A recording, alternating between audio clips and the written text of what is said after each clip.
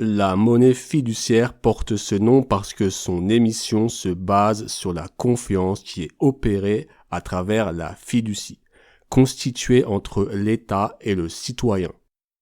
Les billets de banque ne sont rien d'autre que des bons au porteur, c'est-à-dire qu'il s'agit d'une promesse sous forme papier ayant de la valeur et dont le bénéficiaire est l'individu ayant la détention physique du bon.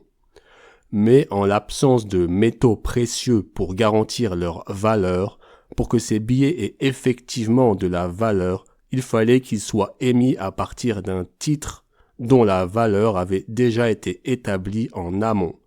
Cette valeur existe par la fiducie qui permet à l'État de détenir légalement le domaine personnel de vie des citoyens à travers une pseudo-relation de confiance réalisée par effet de droit.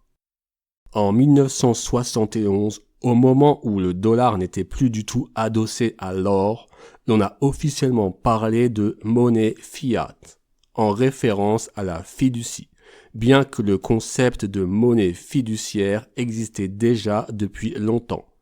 La version grand public et éditée de cette politique fut que désormais la valeur de la monnaie se reposait sur la confiance accordée aux seuls États. C'est ce que sous-entendait le fameux discours du président Nixon le 15 août 1971. Sauf qu'une chose aussi simple ne peut pas exister dans la réalité. La confiance doit se baser sur un fait et au travers d'un acte juridique.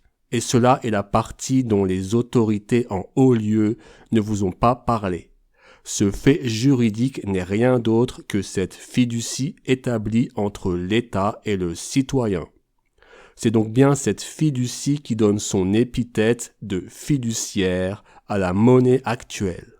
Ainsi, l'émission de monnaie par les banques au sein d'un système de dette-monnaie fait partie de ce que l'État-nation moderne issu du système fiduciaire considère comme étant établi pour notre bénéfice.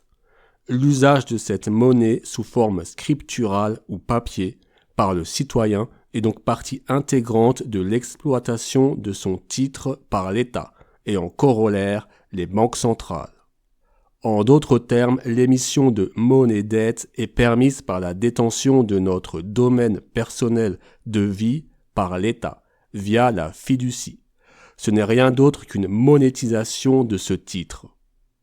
Une banque commerciale ne crée donc pas réellement de la monnaie ex nihilo,